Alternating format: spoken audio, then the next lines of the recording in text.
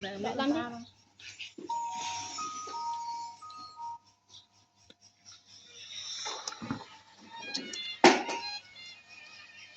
Ta biết miên đương tay cạn lại. Sắp đến Mỹ hạ đôi chim đi nhà. Ba mình sắp có tờ đi con để sắp đã.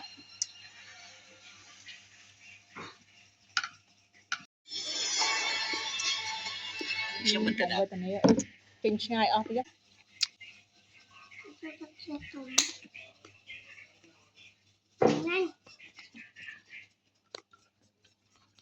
មកបេះនៅព្រៃ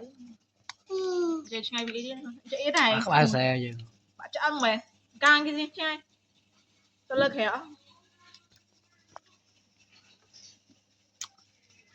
ហើយយើងលេងទឹកខ្ញុំឆឹកឡុកពីវីដេអូនេ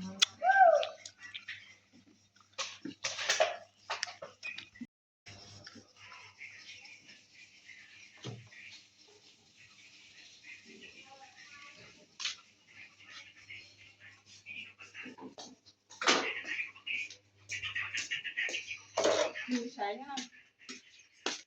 lên không là người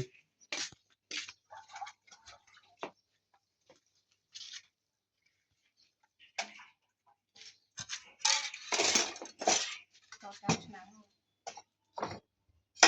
đây hả